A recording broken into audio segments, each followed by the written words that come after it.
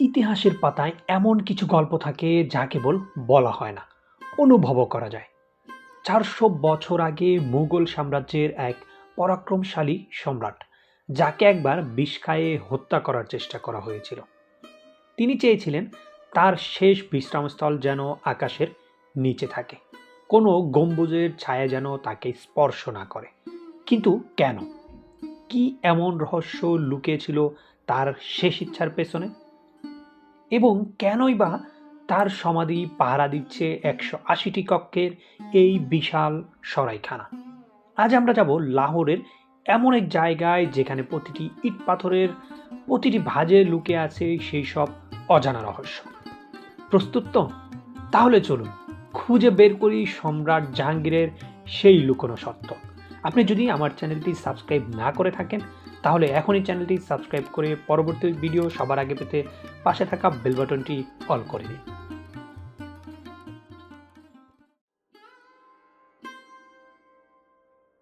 আসসালামু আলাইকুম প্রিয় ভিউয়ার্স, আমি আজ আপনাদের নিয়ে এসেছি পাকিস্তানের লাহোরের এমন এক জায়গায় যেখানে ইট পাথরের প্রতিটি ভাঁজে লুকিয়ে আছে ৪০০ বছরের পুরনো মুঘল ইতিহাস।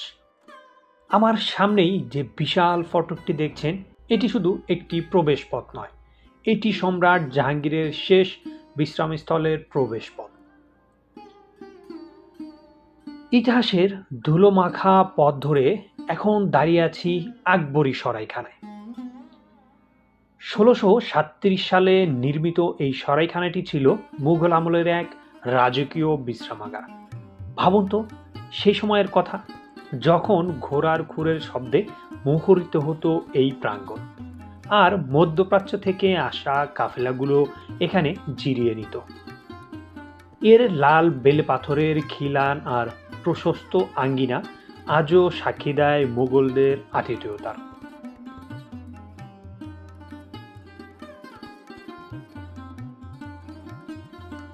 মজার ব্যাপার হলো এর নাম আকবরী সরাই হলেও এটি সম্রাট শাহজাহান ১৬৩৭ সালে নির্মাণ করেছিলেন। সরাই মানে হলো সরাইখানা বা পথিক নিবাস। সে আমলে মক্কাগামী যাত্রী এবং সরকারি কর্মকর্তাদের থাকার জন্য এখানে ১৮০টি কক্ষ ছিল। এই সরাইটি মুঘল সাম্রাজ্যের আতিথেয়তার এক উজ্জ্বল দৃষ্টান্ত।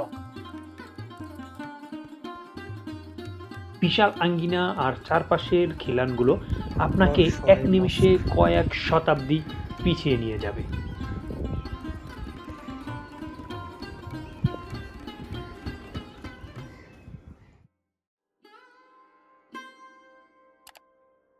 সরাইয়ের মূল ফটক পেরিয়ে সামনে এগুলোই চোখে পড়বে এক জাদুকরী দৃশ্য, সম্রাট জাহাঙ্গীরের সমাধি। ১৬২৭ সালে কাশ্মীরে মারা যাওয়ার পর তার ইচ্ছা অনুযায়ী তাকে এই লাহোরের দিলকুশাবাগে সমাহিত করা হয়। স্থাপত্যের এক অদ্ভুত ব্যাকরণ মেনে এখানে কোনো গম্বুজ রাখা হয়নি, যাতে বৃষ্টির জল সরাসরি প্রকৃতিকে স্পর্শ করতে পারে, যেমনটা সম্রাট নিজেই চেয়েছিলেন।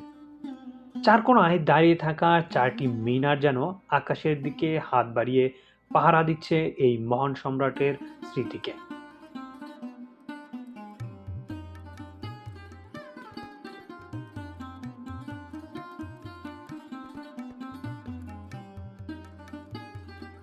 ভেতরের শান্ত পরিবেশে প্রবেশ করলে চোখ ধাঁধিয়ে যায় পিয়েট্রা দোরা বা পাথরের সূক্ষ্ম কারুকার্যে।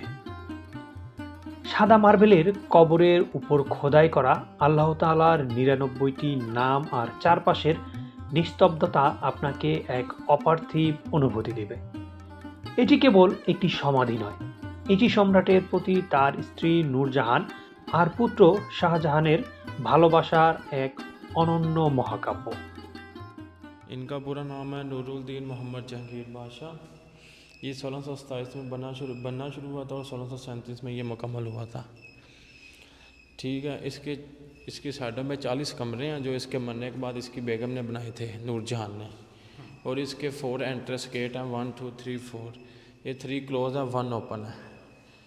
ठीक है, और ये सारा संगे मरमर है। और ये जो आप स्टोन देख रहे हैं, इधर आए आपको आके दिखाएं। ये देख रहे हैं, ये सारा रीजनल यकूत है। ये देख रहे हैं, ये देख रहे हैं, ये देखें, ये सारा रीजनल मार्बल है। इसको 400 साल हो गए हैं इसको बने को, 400 साल। और ये जो साइडों में ये सारा मार्बल लगा हुआ है, ये सारा संगे मरमर है। और इसके ऊपर जो अब छत देख रहे हैं, ये आपको ख़राब नज़र आ रही है, ये रंजीत सिंह ने इसके ऊपर हमला किया था। सिखों ने इसके ऊपर हमला किया था। इसके ऊपर सोने जवाहरात बहुत कीमती स्टोन लगा था, और रंजीत सिंह ले गया था इधर से निकाल के। और ये हमारे प्राइम मिनिस्टर रह चुके हैं जुल्फ़िकार भुट्टो, ये भुट्टो की हुकूमत में लगा था ये। बाकी आप ये नीचे सारा काम देख रहे हैं, ये सारा रीजनल काम हुआ हुआ है हाथ के साथ। ये वाला सारा काम देख रहे हैं, ये सारा रीजनल 400 साल पुराना है। आप इधर आए, आपको एक व्यू दिखाते हैं।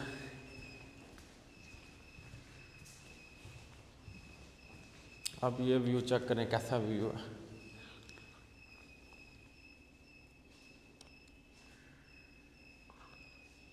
ये देखें, इसमें इनको मुग़लों ने तरतीब के साथ एक ही लाइन में सारे मकबरे बनाए हैं। आसिफ खान भी एक साइड पे, नूरजहां भी, टोटल एक ही लाइन आपको नज़र आएगी।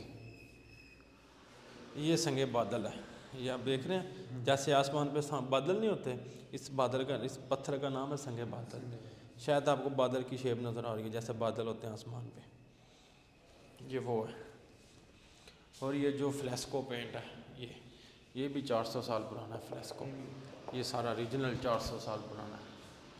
आप इधर नहीं, ये इस गुलदान में देखेंगे आप, आपको पूरे मकबरे की तस्वीर नज़र आएगी, वो सामने ये गौर से देख रहे हैं, आ रही है। ये वो है, ये इन्होंने हाथ के साथ ये पेंटिंग की हुई है। ये दरवाज़ा है, ये 400 साल रीजनल दरवाज़ा है। इसका 500 kg वज़न है। ये आप देख रहे हैं, ये रीजनल डॉग है, रीजनल 400 साल पुराना दरवाज़ा है ये।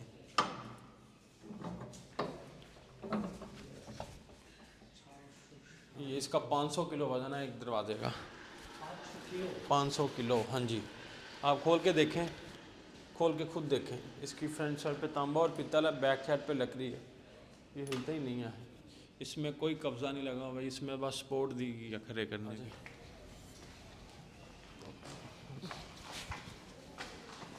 ये लोग बाहर से देखे जाते हैं। ये जो इधर सैलाब आया था 88 में, ये मकबरा जहांगीर, ये आसिफ खान, ये अकबरी सराय, ये नूरजहां, इसमें इतना पानी भरा था, वाटर पानी। ये जब पाकिस्तान और हिंदुस्तान, जब बांग्लादेश एक थे ना, ये तब की तस्वीर है। ये पहले जंगल था ये सारा बाहर, ये तब की तस्वीर है जी। देख रहे हैं अभी आप बाहर से हो गया है ना, अभी ये बांग्लादेश की लड़का है। अच्छा, हाँ, इधर 40 आया था 1994 में। 1994? हाँ जी, ये 40 आया था, 2 नाइट उसने यहाँ पे स्टे किया था। ये तब डेकोरेशन किया गया था ये। आगे ये सन 2001-2 में इसका काम हुआ, ये बिफोर, ड्यूरिंग, आफ्टर। ये इसकी बाउंड्री की दीवारें हैं। जब सैलाब आया ना 88 के सैलाब के बाद ये टूट गई थी दीवारें। ये दोबारा रिपेयरिंग हुआ, ये बिफोर, ड्यूरिंग, आफ्टर। ये आसिफ खान का मेन एंट्रेंस गेट है। कितना प्यारा इन्होंने बनाया हुआ है, ये कितना खूबसूरत। ये कमरे, मुग़लों को अनार बहुत पसंद थे, मुग़ल बादशाहों को ना अनार बहुत पसंद थे। शायद आपने नारकली बाज़ार गए हो कभी, वो भी नारकली के नाम पे मशहूर है। ये इसका सेकंड गेट है। आगे कहते हैं आपको ये भी खोल के दिखाएं। ये हम खोलते नहीं हैं वैसे, ये आपके लिए हम स्पेशल खोल रहे हैं यार। हाँ जी, ये देखें, ये इसकी दूसरी साइड है, ये इसकी दूसरी साइड है, देख रहे हैं। ये वही है सिस्टम सारा। आए आपको एक और चीज़ दिखाएं इसकी में, आगे यूपीएस भी बंद हो गया ना। इधर आए आनी साइड पे थोड़ा सा इधर को व्यू चेक करें कैसा आप है।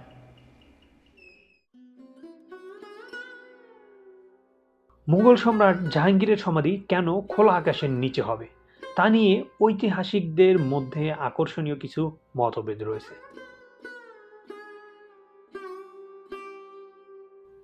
জাহাঙ্গীর তার স্মৃতিকথা তুজু কি জাহাঙ্গীরিতে এবং তার জীবনের শেষ সময়ে প্রকাশ করেছিলেন যে তিনি সৃষ্টিকর্তার সামনে একজন সাধারণ মানুষের মতো সমাহিত হতে চান।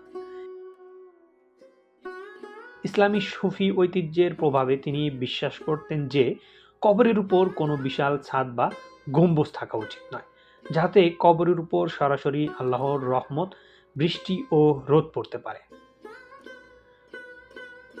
জাহাঙ্গীরের পিতামহ সম্রাট বাবর এর সমাধিটিও কাবুলে খোলা আকাশের নিচে অবস্থিত। জাহাঙ্গীর তার পূর্বপুরুষের এই সরলতাকে পছন্দ করতেন এবং নিজের সমাধির ক্ষেত্রেও সাদাসিধে ভাব বজায় রাখতে চেয়েছিলেন। জাহাঙ্গীরের মৃত্যুর পর তার প্রিয়তমা স্ত্রী নূরজাহান শাহদারাতে তার সমাধিটি নির্মাণ করেন। বলা হয় জাহাঙ্গীরের ইচ্ছার প্রতি সম্মান জানিয়েই সমাধিটির মূল কক্ষের উপর কোনো গম্বুজ নির্মাণ করা হয়নি। মূল কবরের ঠিক উপরে ছাদটিতে একটি ছিদ্র বা খোলা অংশ রাখা হয়েছিল। যদিও মূল পরিকল্পনা অনুযায়ী সমাধিটি খোলা আকাশের নিচে থাকার কথা ছিল, পরবর্তীতে ব্রিটিশ আমলে এবং শিখ শাসনের সময় সমাধির কাঠামোতে কিছু পরিবর্তন আসে।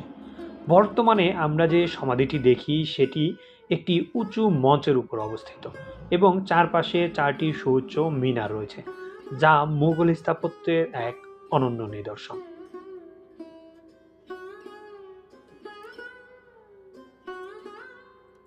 যারা এখানে আসতে চান তাদের জন্য কিছু টিপস। ভ্রমণের জন্য শীতকাল বা বসন্তকাল সবচেয়ে ভালো, কারণ গরমকালে লাহোরের তাপমাত্রা অনেক বেশি থাকে। বিদেশিদের প্রবেশের জন্য এখানে টিকিট কাউন্টার রয়েছে। এছাড়াও ক্যামেরা বা ট্রাইপড নিতে হলে আপনাকে আলাদা করে অনুমতি নিতে হবে এবং সাথে ফি দিতে হবে। লাহোর শহর থেকে আপনি এখানকার জনপ্রিয় ইনড্রাইভ, কারিম, উবার সহ বিভিন্ন অ্যাপের মাধ্যমে সহজেই মোটরসাইকেল বা ট্যাক্সি পেয়ে যাবেন, সেই সাথে অটো পেয়ে যাবেন। আপনার যেটা সুবিধা হয় আপনি সেটা নিয়ে এখানে ভ্রমণ করতে পারবেন।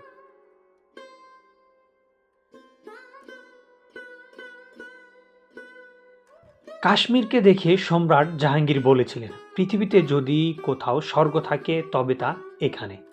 তার সমাধির এই শান্ত পরিবেশ আর স্থাপত্যের গাম্ভীর্য দেখলে সত্যি মন ভরে যায়। ইতিহাসের এই বিশালতা আমাদের মনে করিয়ে দেয় সময় কতটা বহমান। আজকের এই ভ্রমণটি আপনাদের কেমন লাগলো অবশ্যই কমেন্ট করে জানাবেন। ভিডিওটি ভালো লাগলে একটি লাইক করে দিবেন এবং সেই সাথে বন্ধুদের সাথে ভিডিওটি শেয়ার করার অনুরোধ রইল। দেখা হচ্ছে আমাদের পরবর্তী ভ্রমণ ব্লগে। সে পর্যন্ত সবাই ভালো থাকুন, সুস্থ থাকুন। আল্লাহ হাফেজ।